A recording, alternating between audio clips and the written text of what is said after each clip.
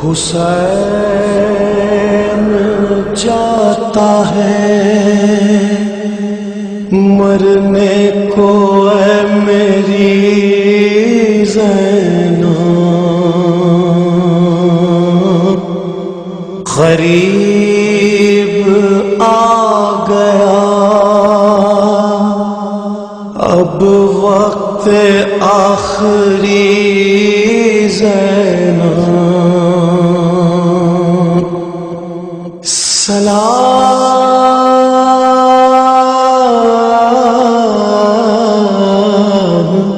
تم پہ اے بابا کی لاڈلی زینب۔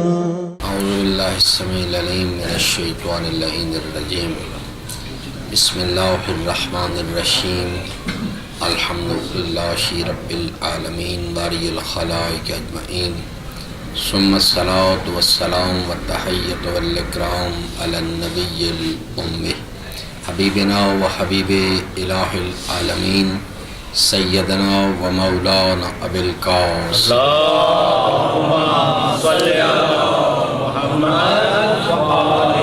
محمد وعلى آلہ الاطیبین الاطہرین المعصومین لا سیما بقیت اللہ الأعظم، اما بعد قال الحکیم فی کتابہ المجید،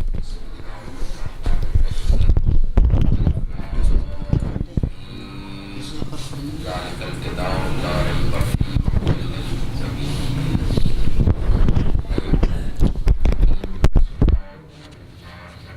کوئی بھی دین ہو وہ دو چیزوں سے مل کے بنتا ہے، ایک عقیدہ اور دوسرا عمل۔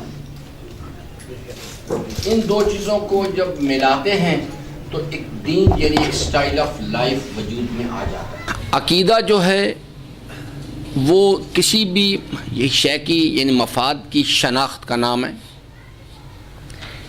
ہر انسان چونکہ اپنی طبع میں، اپنی فطرت میں، اپنی خلقت میں مفاد پرست واقع ہوا، جس نے انسان کو پیدا کیا ہے اس نے یہ فرمایا ہے کہ ان الانسان خلق ہلوعا، ہم نے انسان کو مفاد کے لیے حریص پیدا کیا ہے۔ تو عقیدہ کیا چیز ہے؟ یہ تمام کا تمام جس میں توحید ہے، نبوت ہے، امامت ہے، ولایت ہے، رسالت ہے، معاد ہے، ان سب کو اگر دیکھا جائے، غور کیا جائے کہ اس کی مقصدیت کیا ہے، تو اس کا اگر ایک جملے میں اگر کوئی جواب تلاش کرے تو عقیدے سے مراد جو ہے جس میں یہ تمام چیزیں ہیں، انسان کو اس کا حقیقی مفاد شناخت کروایا جائے، اصل مفاد ہے کیا، اور اس کا اصل نقصان اس کو شناخت کروایا جائے۔ ورنہ اگر یہ تمام اللہ کے حبیب نے فرمایا کہ اگر تمام کے تمام انسان جو ہیں وہ اللہ تعالیٰ کی توحید کے قائل ہو جائیں تو اللہ کو کوئی فائدہ نہیں پہنچا سکتے، اس کی بادشاہت میں، اس کی خدائی میں کوئی اضافہ نہیں کرتے، اور اگر سب کے سب منکر ہو جائیں تو اللہ کو کوئی نقصان نہیں پہنچتا اس چیز سے، اس کی خدائی میں، اس کی بادشاہت میں کوئی کمی نہیں کر سکتے۔ تو پھر یہ تمام جو سلسلہ ہے جسے ہم اپنی اصطلاح میں عقائد کہتے ہیں، شارع مقدس اسلام کیوں چاہتا ہے کہ ہم اس چیز کو، تو پہلے میں نے عرض کیا کہ وہ نظام سمجھیں۔ یہ عقیدہ جو ہے اس کو اتنا اس پر جو سٹریس دیا گیا ہے کہ قرآن کریم کا قریباً 3/4 آیات جو ہیں وہ عقیدے کے مسئلے پر بحث کرتی ہیں۔ یہ 3 موضوعات ہیں جو قرآن کریم کے سب سے مہم ہیں۔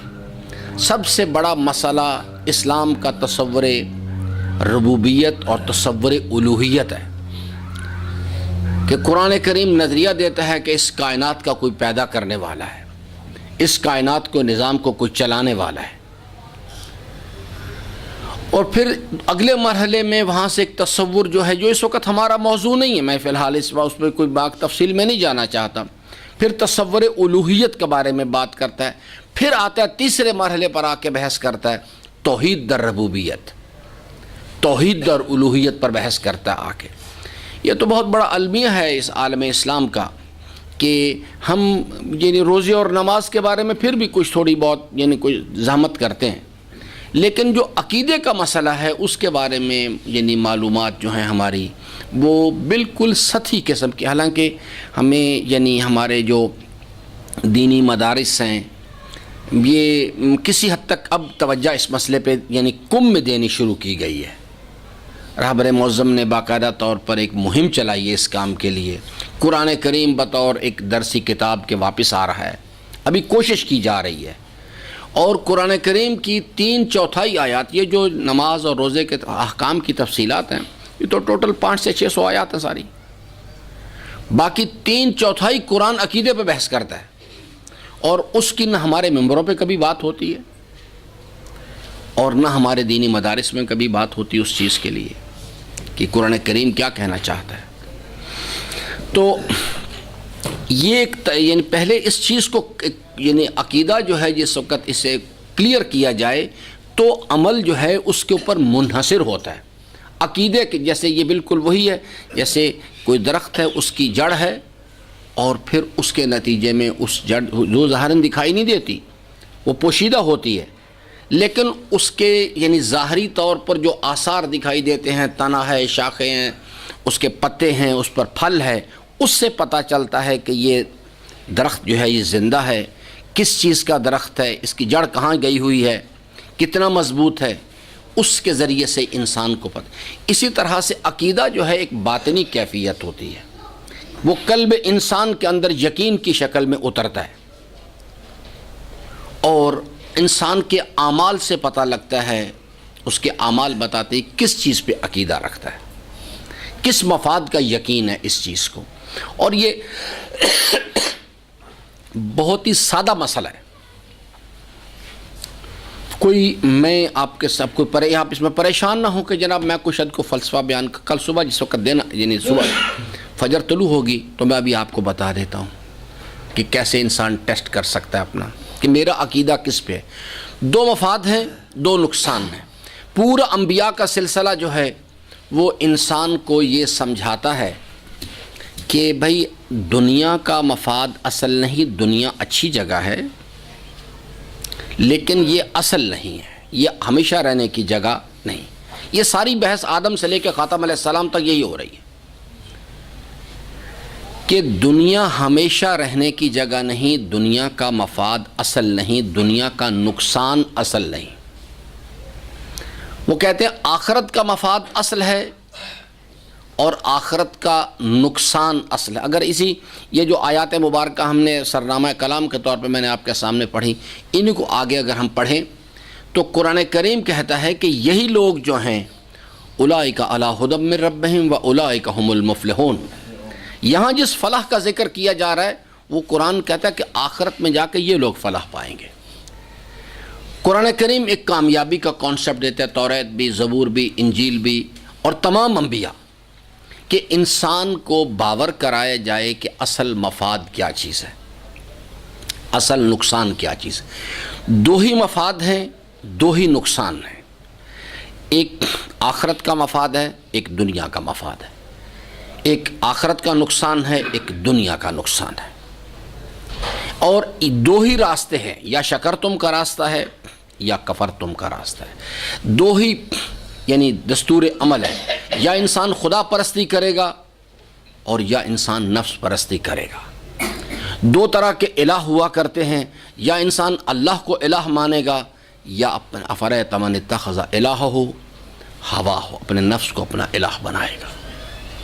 اور یہ کوئی تقسیم، یہ کوئی ایسی چیز نہیں، میں بھی مثال بھی عرض کرتا ہوں، جب سے ہمارا باپ آدم پیدا ہوا اس وقت سے لے کے آج تک یہی نظام چل رہا ہے۔ اس محفل کے اندر بیٹھے ہوئے لوگ بھی انہی 2 گروہوں میں تقسیم ہیں۔ اب میں کس مفاد پہ یقین رکھتا ہوں، میں چھوٹی سی آپ کو مثال 1-2 مثالیں دیتا ہوں، پھر آگے اپنی بات کو آگے چلاتے ہیں۔ کہ صبح جس وقت فجر طلوع ہوگی تو ہر انسان جو ہے تا وقت ہے کہ وہ اس منزل پر نہ پہنچ جائے کہ ختم اللہ علی قلوبہم، اللہ اس سے توفیق ہدایتی سلب کر لے، اس سے پہلے 1 مرتبہ انسان کی آنکھ ضرور کھلتی ہے۔ اب وہ علیحدہ، اب یہاں سے اصل کھیل شروع ہوتا ہے، میرا کس مفاد پہ یقین ہے۔ اگر مجھے جو خبر ملی ہے 5ویں امام کے ذریعے سے، میں چونکہ ہم اثنا عشری لوگ ہیں تو میں اپنے ائمہ کا ذکر کرتا ہوں، امام فرماتے ہیں کہ اگر انسان کو خبر ہو جائے، یعنی اس کو یقین آ جائے کہ اللہ نے نماز جماعت میں کیا فائدہ رکھا ہے، تو اگر اس انسان اور نماز جماعت کے درمیان لوگ تلواریں لے کے کھڑے ہو جائیں اور کہیں کہ بھی اگر یہ آدمی یہاں سے گزرے گا ہم اسے قتل کر دیں گے، تو حضرت فرماتے ہیں کہ نماز جماعت کا فائدہ اتنا گراں قدر ہے، اتنا بڑا فائدہ ہے کہ لوگ ان خطرات میں سے بھی گزر کے آئیں گے۔ اب مسئلہ کیا ہے؟ سارا یقین کا مسئلہ جو ہے، کیا ہمیں اس امام فرماتے ہیں وہ کس مفاد کا ذکر کر رہے ہیں؟ آخرت کے مفاد کا۔ میرے پاس دوسرا بھی ایک مفاد ہے، نفس کہتا ہے کہ بھئی آرام کرو، نفس کی آرام طلبی کی خواہش بھی ایک مفاد ہے۔ اب مجھے کس مفاد کا یقین ہے؟ جو یقین قوی ہوگا وہ میرے ارادے کو ڈرائیو کرے گا آگے۔ یہ چیز جو ہے، یہی چیز ائمہ بتاتے چلے آ رہے ہیں، یہی چیز انبیاء بتاتے چلے آ رہے ہیں، یہی چیز امام حسین علیہ السلام جب رخصت آخر کے لیے آئے تو آپ نے لوگوں سے سنا، ذاکرین سے، علماء سے، انہوں نے اپنی ہمشیر کو کیا وصیت کی تھی؟ کیا وصیت کی تھی؟ کہا کہ بہن زینب میں تو اب جا رہا ہوں لیکن ایک درخواست ہے۔ درخواست کرنے والا کون ہے؟ معصوم امام۔ کس چیز کی؟ نماز شب کی دعاؤں میں مجھے فراموش نہ کرنا۔ یعنی اس کا مطلب ہے کہ اس وقت بھی امام کی نظر میں نماز شب کی دعا جو ہے وہ کوئی اتنی قدر و قیمت کی حامل چیز ہے کہ کہا کہ نماز شب کی دعاؤں میں فراموش نہ کرنا مجھے۔ اب میرا طرز عمل کیا ہے؟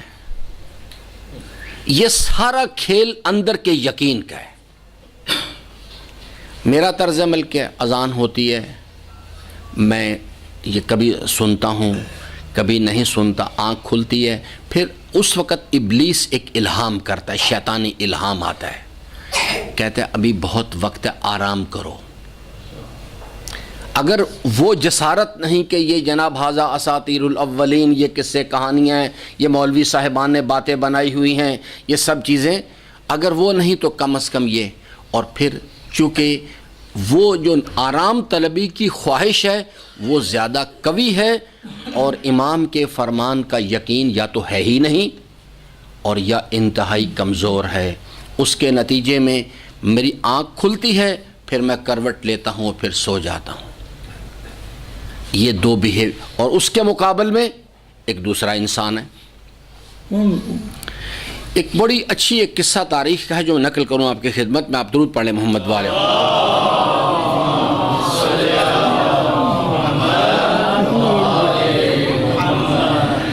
ہمارے ایک عالم دین گزرے ہیں شیخ بولی سینا، بہت بڑے عارف بھی انسان تھے، یعنی تاریخ کے یعنی ان غیر معصوم افراد میں سے جن کے بارے میں یعنی حیرت انگیز قسم کی شخصیت تھے۔ ایک ہی وقت میں عارف بھی تھے، ایک ہی حکیم بھی تھے، عالم بھی تھے، مجتہد بھی تھے، وہ ایک بڑی عجیب و غریب قسم کی شخصیت ہے وہ۔ تو وہ بہت چونکہ قابل آدمی تھے، ان کے ایک شاگرد ہر وقت ان کے ساتھ رہتا تھا، انہوں نے بہت شاگرد تربیت کی ہے، ان کے ساتھ رہتا تھا، تو وہ ان کی شخصیت کو دیکھتا تھا، قریب سے متاثر ہوا۔ ایک دن شیخ کو کہنے لگا کہ شیخ اگر آپ نبوت کا دعویٰ کریں تو میں آپ کا کلمہ پڑھنے کے لیے تیار ہوں۔ تو شیخ بولی سینا نے کہا کہ بیٹا ایسی باتیں نہیں کیا کرتے، نبوت ایک چیز دیگر ہوا کرتی ہے، یہ کسی انسان کی زحمتوں سے نہیں، ذالک فضل اللہ یؤتیہ من یشاء، یہ لطف الہی ہوا کرتا ہے، جس کو چاہتا ہے اپنی بارگاہ سے دیتا ہے۔ تو اس بچے نے جب ایک دو مرتبہ اس قسم کی بات کہی تو انہوں نے سوچا میں اس کو سمجھاؤں اس چیز کے لیے۔ تو خراسان کے علاقے میں سفر کر رہے تھے، رات کا وقت تھا، جب آدھی رات گزر گئی تو شیخ نے اس کو سمجھانے کے لیے کہا کہ شدید سردی کا زمانہ تھا، کہا بیٹا مجھے پیاس لگی، پانی پلاؤ۔ تو اب سردی کا زمانہ، بستر کون چھوڑے؟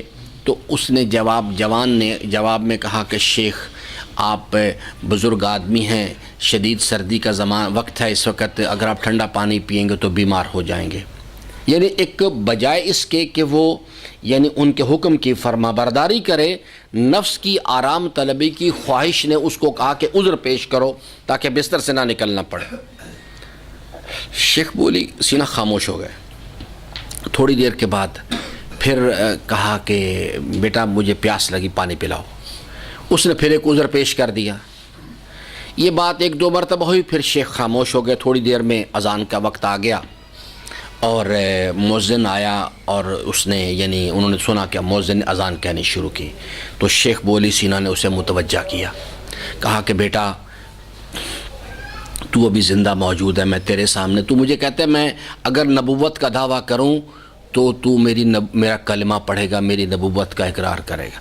اس نے کہا نبوت اس یقین کو کہتے ہیں، نبوت ایک ایسا نور الہی ہے کہ جب یہ نور کسی قلب پہ جلوہ گر ہوتا ہے تو انسان کی زندگی میں یہ تبدیلی پیدا کر دیتا ہے۔ کہا دیکھو اس شخص میں جو اس سردی کے وقت میں اس گلدستہ اذان پر آیا ہے، جس نبی کی اور رسول کی رسالت کی گواہی دے رہا ہے، اس شخص نے اسے دیکھا نہیں۔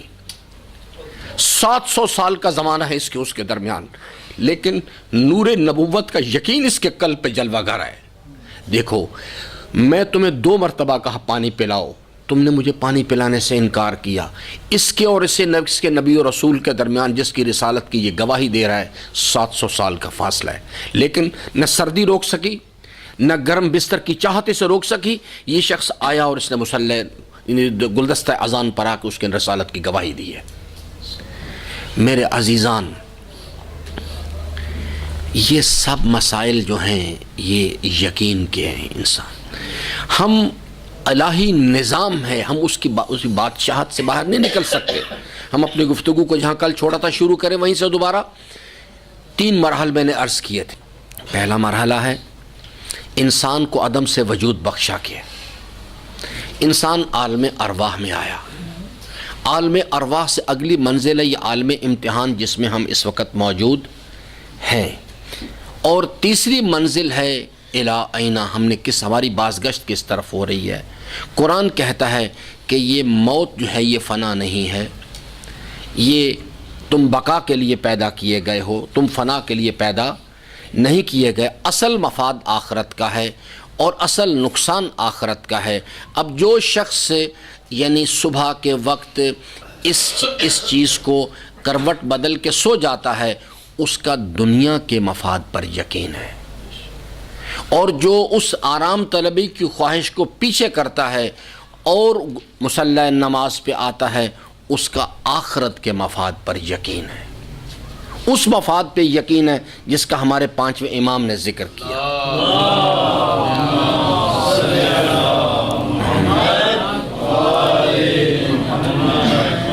تو ہم اس دنیا کے اندر یعنی اس امتحان کی منزل میں ہیں جس کو قرآن کہتا ہے خلق الموت والحیات لیبلوکم ایکم احسن عملا۔ ہم نے میں تمہارا انا خلقنا الانسان، میں تمہارا خالق ہوں، اور میں نے تمہیں موت و حیات کی دیواروں کے درمیان اس لیے بند کیا ہے لیبلوکم، میں تمہیں آزمانا چاہتا ہوں۔ یہ کوئی کھیل کود نہیں ہے، یہ کوئی لہو و لعب کے لیے تماشا ہم نے نہیں لگا دیا، یہ بہت ہی well organised well calculated programme ہے جو چل رہا ہے، اور ہم تم کو آزمانا چاہتے ہیں۔ ایکم احسن عملا، تم میں سے عمل نہیں احسن عمل کے لحاظ سے کون بہتر۔ عمل تو باراک اوباما بھی کر رہا ہے، عمل علی خامنائی بھی کر رہا ہے، لیکن پیمانہ قرآن کہتا ہے عمل نہیں چاہیے، احسن عمل چاہیے۔ جیسا قرآن کہتا ہے نماز صرف نہیں چاہیے، کون سی نماز چاہیے؟ الذین هم فی صلاتہم خاشعون، صلاۃ الخاشعین چاہیے۔ اسی طرح سے صرف مجلس نہیں چاہیے، صرف ماتم نہیں چاہیے۔ اللہ کے حبیب نے کوئی بات نہیں چھوڑی، سب باتیں سمجھائی ہیں۔ کہا کہ جو شخص بھی میرے فرزند حسین کی زیارت کے لیے جائے، اللہ تبارک و تعالیٰ اسے 72 مقبول حج کا ثواب دے گا۔ لیکن یہاں تک بات بتا کے علماء یا ذاکرین چھوڑ دیتے، نہ میرے عزیزان، یہاں بات آگے چلی۔ حضرت نے فرمایا اللہ تبارک و تعالیٰ اسے 72 مقبول حج کا ثواب دے گا، لیکن ایک شرط ہے، عارفاً بحق ہی، اس کو ملے گا یہ ثواب جو اس عمل کو انجام دے گا اپنے امام کی معرفت کے ساتھ۔ یہ گریہ جو ہے وہ گریہ فائدہ پہنچائے گا، وہ گریہ جہنم کی آگ کو سرد کرے گا جو عارفاً بحق ہی، اس کے حق کی معرفت کے ساتھ گریہ کیا جائے گا۔ ورنہ یہ عمل ہے اور قرآن کریم عمل کو نہیں مانتا، وہ شرط لگاتا ہے والعصر ان الانسان لفی خسر۔ قرآن کہتا ہے کوئی نہیں بچے گا، نہ کوئی سید نہ کوئی غیر سید، کوئی نہیں بچنے والا۔ ان الانسان لفی خسر، قرآن کل نسل آدم پہ حکم لگا دیتا ہے، الا الذین آمنوا وعملوا الصالحات۔ قرآن عمل کی شرط نہیں لگاتا، نماز ایک عمل ہے، قرآن عمل صالح کی شرط لگاتا ہے، عمل صالح کرنا ہے۔ ورنہ قرآن کریم کو پڑھیں، قرآن کہتا ہے جب وہ اعمال کے ڈھیر ہمارے پاس لے کر آئیں گے، ان کے نام اعمال میں بے تحاشا نمازیں ہوں گی، بے تحاشا مجالس ہوں گی، ہم ان سے پوچھیں گے کہ چھوڑو اس بحث کو، چھوڑو، ہمیں مجلسیں نہ بتاؤ، ہمیں نمازوں کی کثرت نہ بتاؤ، سب سے پہلی بات یہ بتاؤ کہ کتنے عمل اللہ کے لیے کر کے آئے ہو۔ سب سے پہلی چیز قرآن کہتا ہے حوام منصورہ، ہم ان کے تمام اعمال کو حوام منصورہ کر دیں گے۔ آپ نے کبھی، میں اس کی چھوٹی سی مثال اب سے عرض کروں، حوام منصورہ کیا چیز ہوتی ہے؟ آپ نے کبھی دیمک جو ہے جس وقت لکڑی کو کھا جاتی ہے تو وہ ایک بالکل مہین قسم کا ایک برادہ سا جو ہے اس میں سے خارج کرتی رہتی ہے، جو بالکل اتنا مہین ہوتا ہے کہ اگر ایک انسان زور سے سانس بھی لے اس کے قریب تو وہ اتنا باریک ہوتا ہے، اڑ جاتا ہے۔ حوام منصورہ اسے کہتے ہیں۔ ہم ان کے اعمال کو اس طرح سے تحلیل کر دیں گے، اڑا دیں گے۔ وہ جو ڈھیروں کے حساب سے نمازیں لے کے آئیں گے اور دیگر چیزیں لے کے آئیں گے، ہم ان کے اعمال کو حوام منصورہ کر دیں گے، ان کی کوئی وقت نہیں رہے گی۔ تو ہم اس وقت عزیزان اس خلق الموت والحیات لیبلوکم ایکم احسن عملا، ہم نے تمہیں موت و حیات کی دیواروں کے درمیان اس لیے بند کیا ہے، ہم تمہیں آزمانا چاہتے ہیں۔ میں پھر دوبارہ اس کی وضاحت کروں، اللہ نے کسی کو مولانا صاحب بننے کے لیے پیدا نہیں کیا، اللہ تبارک و تعالیٰ نے کسی کو انجینئر بننے کے لیے پیدا نہیں کیا، کسی کو ڈاکٹر بننے کے لیے۔ یہ سب سیکولر نظام نے اشتباہات پیدا کر دیے کہ ہمارے اہداف جو ہیں، ہماری زندگی کے مقاصد جو ہیں کہ میں نے بڑا بینک بیلنس بنانا ہے، میں نے بہت بڑا کاروبار اسٹیبلش کرنا ہے، میں نے انجینئر بننا ہے، میں نے ڈاکٹر بننا ہے، میں نے صدر پاکستان بننا ہے، وعلی ھذا القیاس۔ یہ سب چیزیں سیکولر نظام جو ہے وہ انسان کو یہ افکار دیتا ہے۔ قرآن کریم صرف ایک بات کہتا ہے، قرآن کہتا ہے کہ تمہارے پروردگار کا پیغام ہے کہ وہ کہتا ہے میں تمہارا خالق ہوں، میں نے تمہیں پیدا کیا ہے، الا یعلم من خلق، مجھ سے بہتر کون جانتا ہے کہ تمہیں کیا کرنا چاہیے۔ تم یہاں اس دنیا کے لیے پیدا نہیں کیے گئے، اپنے حبیب سے کہا انہیں بتاؤ، انہیں سمجھاؤ۔ اللہ کے حبیب نے ہمیں پیغام دیا اللہ تبارک و تعالیٰ کا کہ تمہارے پروردگار کا پیغام ہے کہ الدنیا مزرعۃ الآخرہ، دنیا ہمیشہ رہنے کی جگہ نہیں، دنیا کا مفاد اصل نہیں، دنیا کا نقصان اصل نہیں، یہ ایک بہت اچھی جگہ ہے، یہ آخرت کی کھیتی ہے، جو یہاں بوگے آخرت میں جا کے کاٹ لوگے۔ قرآن کہتا ہے ہم نے تمہیں وما خلقت الجن، اسے ما عربی زبان میں کہتے ہیں ما مائے نافیہ ہے اور نفی کل کرتی ہے۔ وما خلقت الجن، ہم نے کسی اور مقصد کے لیے پیدا ہے الا لیعبدون۔ قرآن کہتا ہے آپ ہمارے بندے بنو، بس جہاں سے ہم اب اپنی بحث کو آگے چلائیں گے، ہمارا بندہ بنو۔ میں یہاں اس گفتگو کو روک کے عرض کروں کہ اللہ تبارک و تعالیٰ کو کیا ضرورت ہے کہ اللہ تبارک و تعالیٰ بھی کوئی پنجاب کا چودھری ہے کہ وہ چاہتا ہے کہ ہم اس کے بندے بنیں، جو وہ کہے یس سر یس سر یس سر۔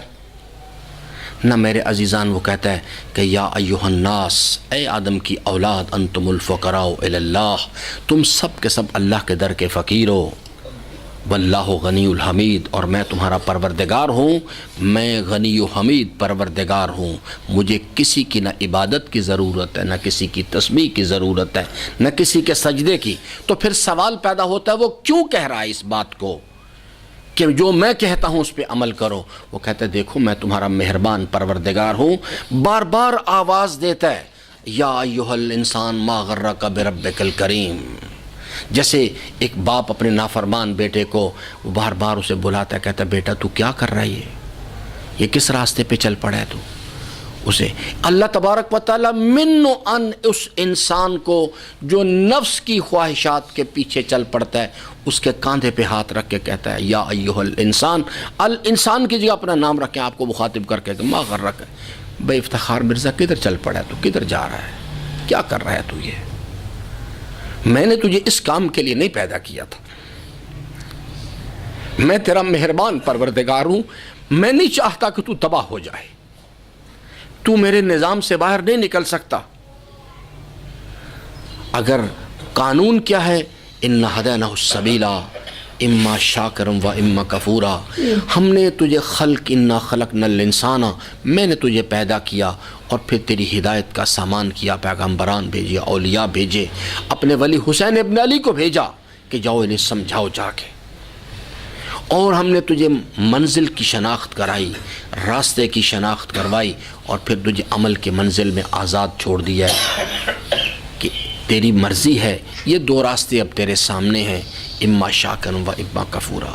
میں نے کل عرض کر دیا شاکرن کیا چیز ہے اور کفورا کیا چیز ہے، لیکن کہا کہ دیکھو ہم نے آپ کو آزاد چھوڑ دیا ہے، ہم تمہارا ہاتھ نہیں پکڑیں گے، کچھ نہیں کہیں گے، صبح فجر کے وقت سوتے رہو، صبح کاروبار پہ جاؤ، لوگوں کو جھوٹ بولو، حرام کماؤ، جو کچھ، ہم کچھ نہیں کہیں گے، ہاتھ نہیں پکڑیں گے، روکیں گے نہیں، لیکن ابھی بتا رہے ہیں کہ کل کو آ کے شکوہ نہ کرنا بالکل بھی اس چیز پر۔ لئن شکرتم، اگر تم نے شکر نعمت کا راستہ اختیار کیا، تم نے ہماری دی ہوئی جوانی کو ہمارے بتائے ہوئے دستور پہ استعمال کیا، لَأَزِيدَنَّكُمْ، ہم تیری توفیقات خیر میں اضافہ کر دیں گے، دنیا میں بھی اور آخرت میں بھی۔ وَلَئِن كَفَرْتُمْ، اور اگر تو نے، یاد رکھ اس بات کو، اگر تو نے اپنی مرضی کی، تو نے اپنے نفس کی خواہشات کی پیروی کی، ان عذابی لشدید، تو پھر یاد رکھنا ہماری پکڑ بہت سخت ہے، پھر ہماری گرفت سے کوئی نکل نہیں سکتا اس چیز سے۔ آج تک تو روئے زمین پر کوئی ایسا پیدا نہیں ہوا جو اس کی بادشاہت سے نکل کے دکھائے۔ حدیث قدسی میں فرماتا ہے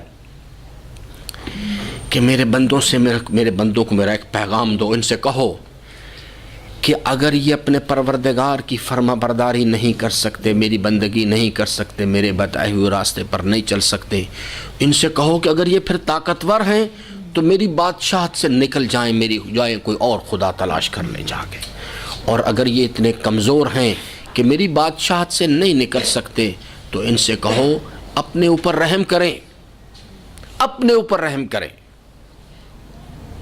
کسی اور پر رحم نہ کریں، اپنے اوپر رحم کریں، کیونکہ زمین و آسمان، دعائے کمیل میں فرماتے ہیں، امیر المومنین فرماتے ہیں کہ ایھا الناس، دیکھو میں تم اللہ کا بندہ علی بن ابی طالب تمہیں بتا رہا ہوں کہ اللہ کا غضب ایسی چیز ہے زمین و آسمان مل کے بھی اسے برداشت نہیں کر سکتے، زمین و آسمان مل کے بھی اسے برداشت نہیں کر سکتے۔ پھر فرماتے ہیں فکیف لی، میرے مالک میں تیرا بہت کمزور، میں کیسے برداشت کروں گا اس چیز کو؟ تو اس لیے یہ ایک عزیزان، ہم نے آخرت کی طرف جانا ہے، دنیا آخرت کی کھیتی ہے، یہاں جو کچھ بھی ہم کر رہے ہیں ہر چیز ریکارڈ کی جا رہی۔ سورہ یاسین پڑھیں، اللہ تعالیٰ فرماتا ہے کہ ہم ہر چیز کو ریکارڈ کر رہے ہیں، ہر چیز ریکارڈ کی جا رہی، صرف عمل ظاہری کی کیفیات نہیں۔ ایک درود پڑھ لیجیے محمد وآلہ۔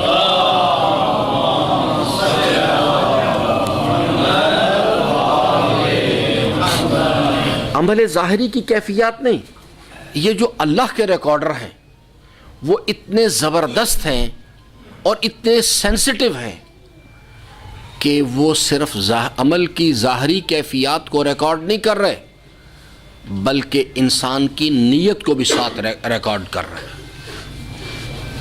شاید میں نے گزشتہ گفتگو میں عرض کیا تھا کہ میں آپ کے سامنے یہ عمل کر رہا ہوں، یہ بھی ایک عمل ہے۔ کل کو جس وقت یعنی ہم آخرت کی منزل آئے گی، جزا و سزا کی بات شروع ہو جائے گی، محاسبہ شروع ہوگا، تو اس وقت نامہ اعمال میں یہ سب کچھ موجود ہوگا، باقاعدہ ریکارڈنگ دکھائی جائے گی، دیکھو بھئی یہ۔ لیکن اللہ کے حبیب نے ایک بات ساتھ ہی بتا دی تھی، جہاں یہ بتایا کہ الدنیا مزرعۃ الآخرہ، وہاں پر دوسرا فارمولہ بھی ساتھ ہی بتایا کہ انما الاعمال بالنیات۔ بس یہ دو باتیں ہیں جن پر آج میں چند جملے عرض کروں گا۔ پہلی چیز ہے الدنیا مزرعۃ الآخرہ۔ قرآن کریم نے نظریہ دیا ہے ہم نے ہمیشہ یہاں نہیں رہنا، ہم نے آخرت میں جانا ہے۔ آخرت میں کیا چیز ہے؟ ڈاکٹر اقبال نے بہت زبردست بات کہی کہ عمل سے زندگی بنتی ہے، جنت بھی جہنم بھی، یہ خاکی اپنی فطرت میں نہ نوری ہے نہ ناری ہے۔ اللہ تبارک و تعالی نے کسی کے لیے کوئی جنت جہنم نہیں بنائی۔ اسی واسطے معصوم کی ایک حدیث ہے، فرماتے ہیں کہ جب حساب و کتاب ہو جائے گا، لوگ اپنے اپنے مقام پہ چلے جائیں گے، اہل جنت جنت میں چلے جائیں گے اور اہل جہنم جہنم میں چلے جائیں گے، تو معصوم نے ایک روایت بیان فرمائی، فرماتے ہر جنتی کو دکھایا جائے گا ایک مقام جہنم میں کہ دیکھو اگر تم اللہ کی نافرمانی کرتے تو جہنم میں یہ تمہارا مقام تھا۔ ہر جہنمی کو دکھایا جائے گا کہ اگر تم اللہ کی فرما برداری کرتے تو جنت میں تمہارا یہ مقام تھا۔ یعنی اس کا مطلب ہے کہ انسان خود آزاد ہے۔ الدنیا مزرعۃ الآخرہ، دنیا آخرت کی کھیتی ہے۔ یہاں پر ہم جو بوئیں گے، اور بونا کیا ہے؟ لہا ما کسبت وعلیہا ما اکتسبت، کل نفس بما کسبت رہینہ۔ ہر انسان اپنے اعمال کے عوض گر بھی ہے۔ کوئی کسی کی جنت نہیں بنایا کرتا، کوئی کسی کی دوزخ نہیں بنایا کرتا، حتیٰ کہ نہ ماں باپ نہ اولاد ماں باپ کی جنت بناتی ہے، اور نہ ماں باپ اولاد کے لیے کوئی جنت بناتے ہیں۔ وہ یہاں کچھ ہم کر سکتے ہیں ایک دوسرے کے ساتھ، لیکن وہ بھی اللہ کے نظام کا حصہ ہے۔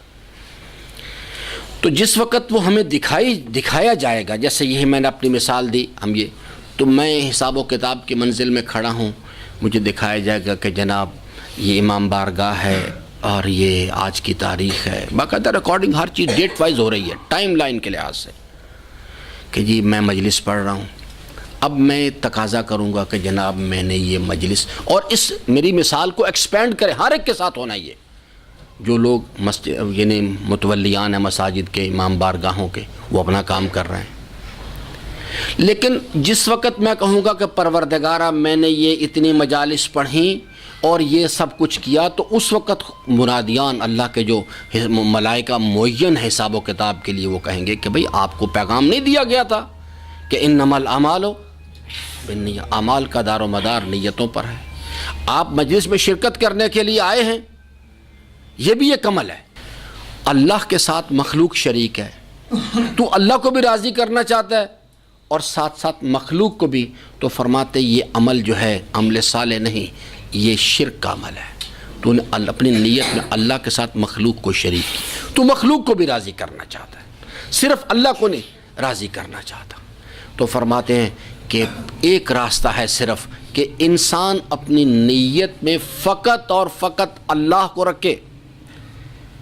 اور کیا اس کی دلیل ہے؟ دو چیزیں، جو عمل انجام دے، جیسے میں مجلس پڑھ رہا ہوں، تو جب میں مجلس پڑھوں تو اگر میں فقط اللہ کو کے لیے مجلس پڑھوں تو پھر میری عمل، میرا جو انداز بیان ہے، میرے جو گفتگو کے کانٹینٹس ہیں، وہ صرف وہ ہونے چاہیے جس سے اللہ راضی ہو، مخلوق کو راضی کرنے کے لیے گفتگو نہ کروں۔ دوسری چیز ہے، حضرت فرماتے ہیں کہ اللہ کو راضی کرنے کے لیے جو عمل کیا کرتے ہیں وہ مخلوق سے تعریف کے طلبگار نہیں ہوا کرتے، وہ اپنے عمل کو چھپاتے ہیں، وہ نہیں چاہتے کہ لوگوں کو پتہ لگے یا لوگ تعریف کریں۔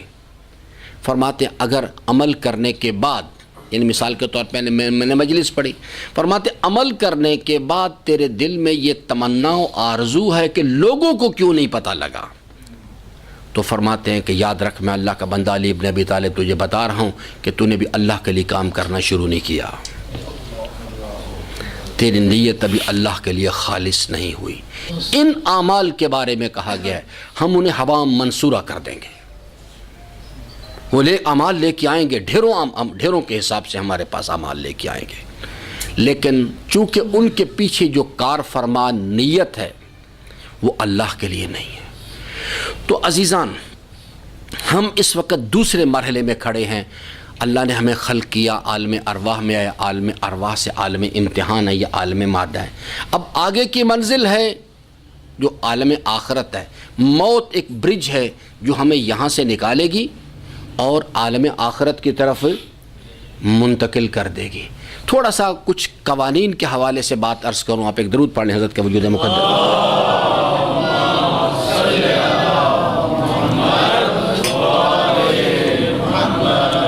آپ کے اذہان کو کچھ کسی حد تک حقائق سے قریب کرنے کے لیے دیکھیے، اس وقت ہمارے پاس ہم نے آخرت میں ہمارے ساتھ کیا ہوگا، وہاں پہ کیا قواعد و ضوابط ہیں، وہاں کا کیا دستور ہے، کیا وہ اسی مادی دنیا کے ساتھ مربوط ہے؟ تو نہ میرے عزیزان، مادی دنیا کے ساتھ مربوط نہیں ہے. وہاں کے قوانین کچھ اور ہیں، وہاں کے دستور کچھ اور ہیں. اس وقت دنیا کے اندر بھی جو اس وقت مادی نظام چل رہے ہیں، جیسے پرندے ہیں، حیوانات ہیں، مچھلیاں ہیں، حشرات الارض ہیں، ہر مخلوق کے پاس اپنی علیحدہ دنیا ہے، ان کے اپنے علیحدہ قواعد و ضوابط ہیں جس کے تحت وہ چل رہے ہیں.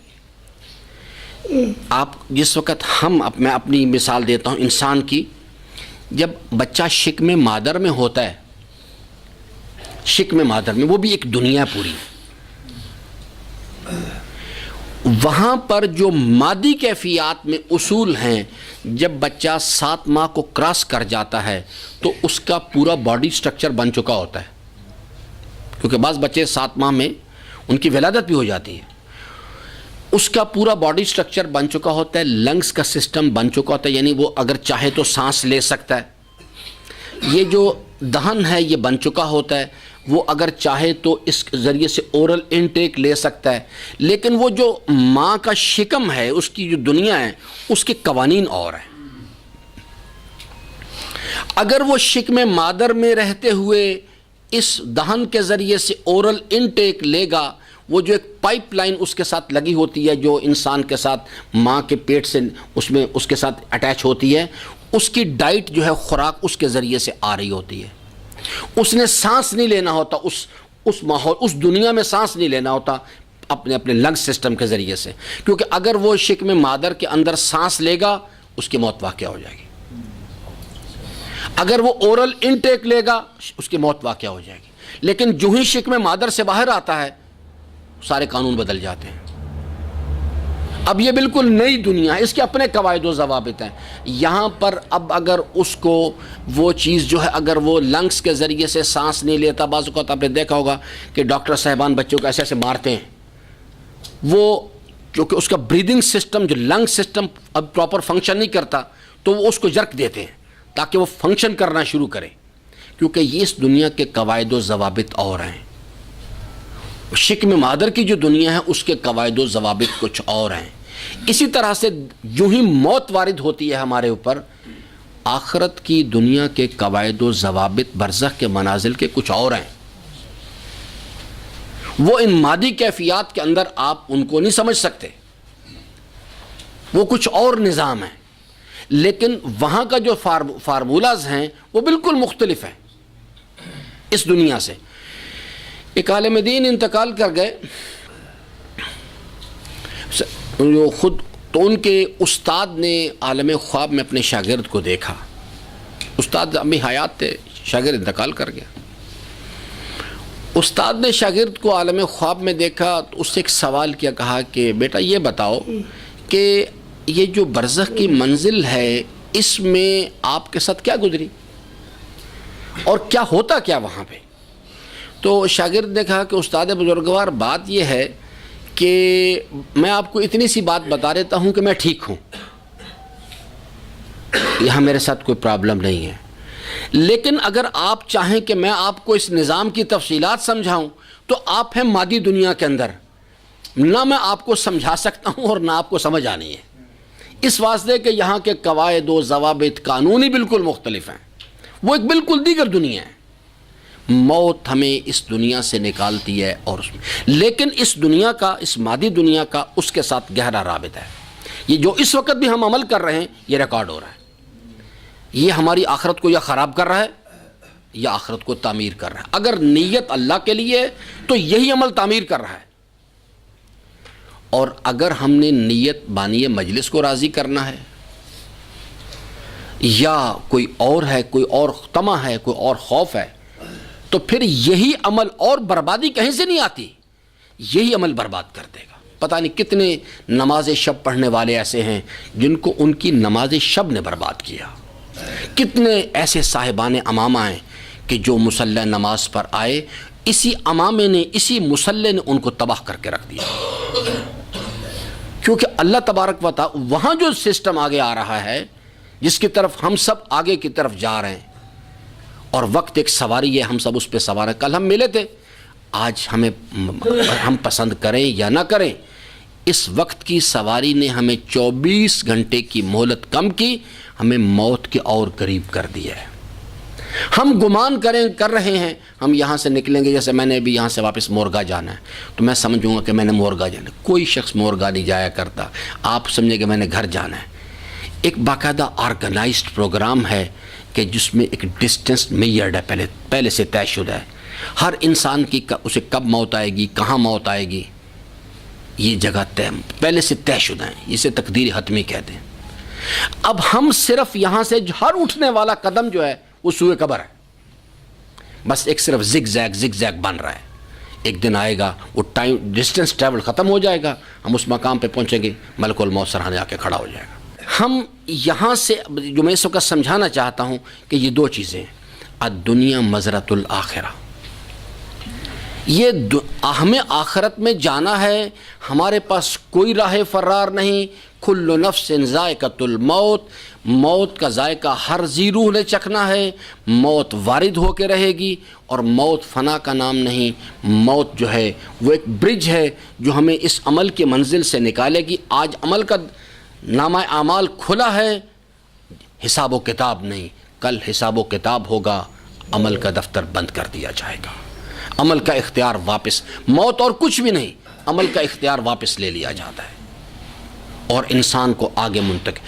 اب وہاں جا کے عمل کرنے کا اختیار نہیں، آج عمل کرنے کی اجازت ہے، لیکن آگے کیا ہوگا ہمارے ساتھ، یہ ہمارے آج پہ عمل پر ڈیپینڈ کرتا ہے۔ تقویٰ یہاں آ کے فعال کرتا ہے کہ اگر، کیونکہ قرآن کہتا ہے والعاقبۃ للمتقین، آگے کون لوگ کامیاب ہوں گے، والعاقبۃ للمتقین، عاقبت متقین کی بخیر ہوگی۔ انما یتقبل اللہ من المتقین، آخرت کی منزل میں جا کے کن کے اعمال قبول ہوں گے، کن کے اعمال ان کو فائدہ، متقین کے اعمال فائدہ پہنچائیں گے۔ اس لیے میں نے اس چیز کو اپنی گفتگو کا موضوع قرار دیا کہ آپ کی خدمت میں اس چیز کو عرض کروں کہ الدنیا مزرعۃ الآخرہ، دنیا میں جو بھی عمل انجام دیں گے اس عمل کا نتیجہ ہمارے سامنے آئے گا۔ اور یہ جو شفاعت کا مسئلہ ہے، یہ بھی میں اس پر بھی کسی مرحلے میں جا کے چند جملے عرض کروں گا۔ یہ لوگوں نے غلط فہمی میں مبتلا کر دیا ہوا ہے لوگوں کو۔ شفاعت اصل میں ایک حقیقت ہے، اس میں کلام کوئی نہیں۔ اللہ تعالیٰ کے اولیاء، اللہ تعالیٰ کی بارگاہ میں ان کا بلند مقام ہے، اللہ تبارک و تعالیٰ ان کو اس مقام شفاعت پر انہیں کھڑا کرے گا، وہ شفاعت بھی کریں گے، اس سے لوگوں کو فائدہ بھی پہنچے گا، لیکن شفاعت بھی مشروط ہے۔ اب یہاں عمل کیسے انجام دینا ہے، یہ اصل بحث ہے، جس کے لیے میں نے عرض کیا کہ جو اللہ تعالیٰ کا فرمان گرامی ہے کہ وما خلقت الجن والانس الا لیعبدون، ہمیں اللہ کا بندہ بننا ہے۔ اللہ کا بندہ بننے کے لیے اگر ہم حقیقی عبد بننا چاہتے ہیں تو ہمارے لیے لازم ہے کہ ہم کمال تقویٰ اپنے اندر پیدا کریں۔ اگر ہم کمال تقویٰ پیدا نہیں کرتے تو ہم اللہ کے حقیقی بندے نہیں بن سکیں گے۔ یہ اصل وہ چیز ہے جس کی طرف میں آپ حضرات کے اذہان کو متوجہ کرنا چاہوں گا۔ اللہ تبارک و تعالی راشیوں کے اعمال قبول نہیں کرتا، چوروں کے اعمال قبول نہیں کرتا، ڈاکوؤں کے اعمال قبول نہیں کرتا، متقین کے اعمال قبول کرتا ہے۔ صرف ایک چھوٹی سی مثال کہ ایک شخص نے 3 پھل چوری کیے اور پھر وہاں سے آگے نکلا اور وہ 3 ضرورت مند افراد میں تقسیم کر دیے۔ امام نے دونوں عمل دیکھے، پھر جب وہ یہ کام کر چکا تو امام نے اس کے کاندھے پہ ہاتھ رکھا اور کہا کہ میں نے یہ تم سے دونوں عمل صادر ہوتے ہوئے دیکھے ہیں، یہ تم نے کیا کیا تم نے یہ؟ تو اس نے چھٹے امام کو جواب میں کہا کہ آپ نے شاید قرآن کریم نہیں پڑھا۔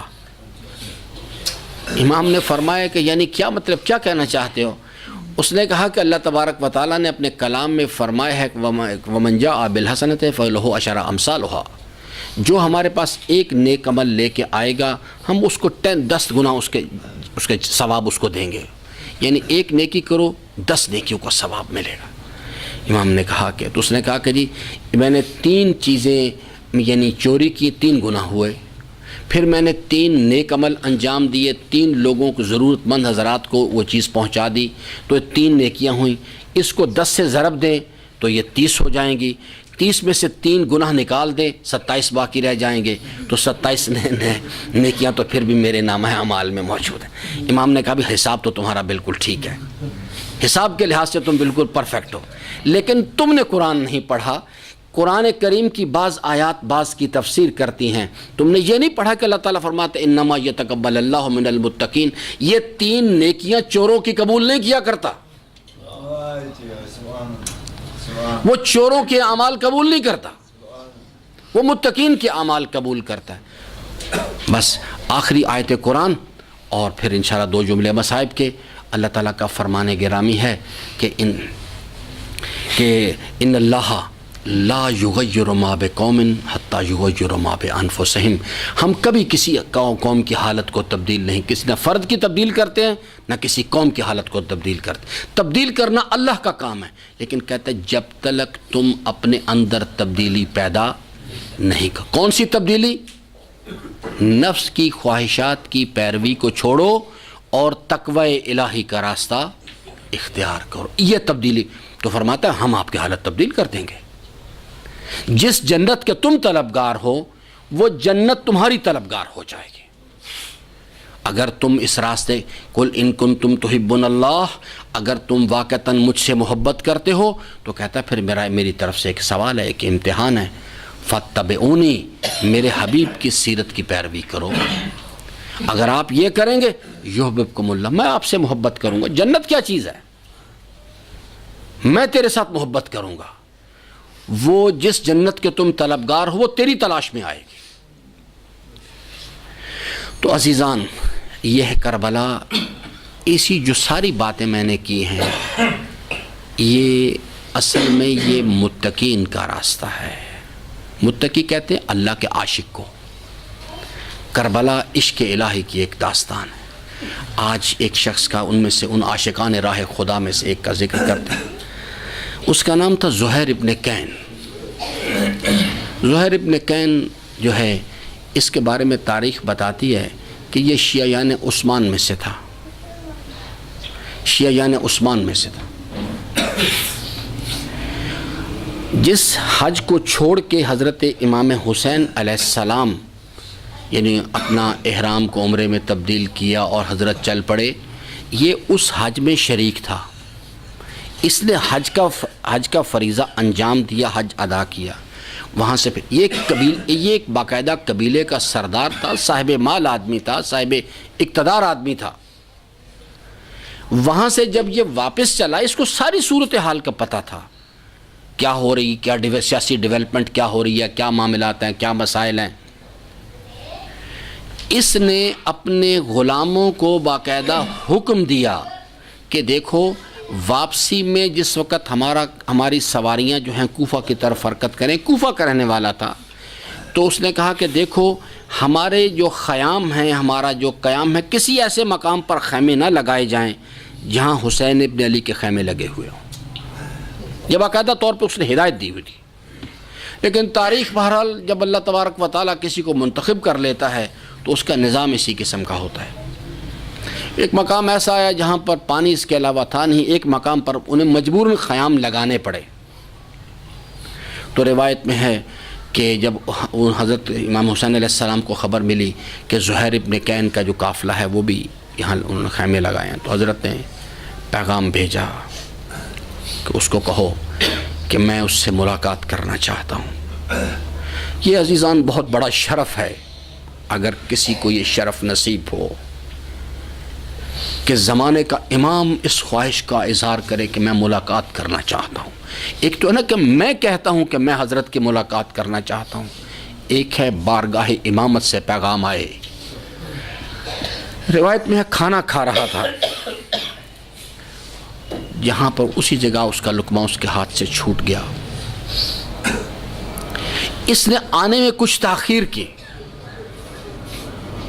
یاد رکھیں امامت جو ہے ایک الہی نظام ہے، اور اس کی جو ولایت کی جو مقصدیت ہے وہ کیا ہے؟ یخرجہم من الظلمات الی النور، ظلمات سے نکالتی ہے نور کی طرف لے کے جاتی ہے. روایت میں ہے اس نے آنے میں دیر کی اور حضرت نے اپنے خیمے کو چھوڑا اور اس کے خیمے کی طرف چل پڑے. یہ نکل کے حضرت کے خیمے کی طرف گیا اور امام حسین علیہ السلام دوسرے راستے اس کے خیمے کی طرف واپس آ رہے تھے. راستے میں ملاقات ہوئی. تاریخ اس مسئلے پر خاموش ہے کہ حضرت نے کیا سمجھایا اور زہیر ابن کین نے کیا سمجھا، لیکن یاد رکھیے گا یہ انتخاب بغیر کسی سبب کے نہیں ہوا کرتا. حر کو کسی سبب کی وجہ سے منتخب کیا گیا، ایسے نہیں منتخب کر لیا گیا.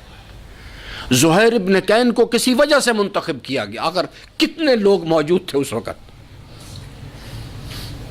لیکن تاریخ بتاتی ہے کہ پاک روحیں جو ہیں اسی طرح سے اثر قبول کیا کرتی ہیں. واپس آیا، اپنے قبیلے والوں سے کہا کہ آج سے تم کسی اور کو سردار منتخب کرو، میں نے حسین ابن علی کا راستہ اختیار کر لیا. اب میں صرف اس جگہ ایک آپ کو متوجہ کل بھی دلائی تھی، آج پھر عرض کرنا چاہتا ہوں. عزیزان، حسین ابن علی کا راستہ عشق اور قربانیوں کا راستہ ہے جو بقائم ہوش و حواس دینی ہوتی ہے. زہیر ابن کین بہترین مثال ہے. اس کے پاس اقتدار تھا، اس کے پاس مال تھا، اس کے پاس شہرت، سب کچھ تھا. اسے معلوم تھا کہ اگر میں حسین ابن علی کا راستہ اختیار کروں گا تو آگے موت ہے. یہ نہیں کہ وہ کوئی نادان آدمی تھا، سمجھدار آدمی تھا، سب کچھ پتا تھا. اسے کہتے ہیں کہ راہ عشق، اللہ کی محبت میں قدم رکھنا. ڈاکٹر اقبال کہتے ہیں نا کہ یہ شہادت گاہ الفت میں قدم رکھنا ہے. لوگ آسان سمجھتے ہیں مسلمان ہونا. اللہ کی محبت کا راستہ جو ہے، حسین ابن علی قافلہ سالار عاشقان راہ خدا ہے. جو اس کے ساتھ مس ہو گیا اس نے اسے اللہ کا عاشق بنا دیا. تو روایت میں ہے واپس آیا، کہنے لگا کہ اپنے قبیلے کسی اور کو سردار بناؤ. بی بی سے کہا جاؤ آج میری طرف سے تم آزاد ہو. اور پھر حضرت کے ساتھ آ کے اس لشکر میں شریک ہوا. بس میں اپنے مولا کی غربت کا ایک جملہ عرض کرنا چاہوں گا. روایات میں ہے کہ جس وقت کربلا میں شہادتیں ہو گئیں تو اس کی بیوی جو اس وقت کوفہ میں تھی، اس نے اپنے غلام کو بھیجا اور کہا کہ جاؤ، میں نے سنا ہے کہ تمہارے آقا کو کربلا میں شہید کر دیا گیا، یہ کفن لے جاؤ اور جا کے اپنے آقا کو، شاید پتہ نہیں کسی نے اس کو کفن بھی دیا ہوگا یا نہیں دیا ہوگا. وہ غلام کربلا آیا، اس نے کربلا کا وہ منظر دیکھا اور پھر واپس چلا گیا اور جا کے اپنی اس مالکہ سے کہنے لگا، بی بی میں کربلا گیا تھا مگر میں نے وہاں جو منظر دیکھا مجھے شرم آنے لگی. میں نے دیکھا کہ فرزند فاطمہ کا لاشا جو ہے بے گور و کفن پڑا تھا اور اسے کوئی کفن دینے والا نہیں تھا. مجھے شرم آئی کہ میں اپنے آقا کو تو کفن دوں اور فرزند زہرا کا لاشا بے گور و کفن پڑا رہے. ان للہ و انا الیہ راجعون، رضاً بقضائہ و تسلیما لامرہ. پروردگارا ہماری سکیر کاوش کو اپنی بارگاہ اقدس میں قبول فرما. ہمارے قلوب کو معرفت امام حسین علیہ السلام کے نور سے منور فرما. عملی زندگی میں حضرت کی سیرت مبارکہ پر عمل پیرا ہونے کی توفیق عطا فرما.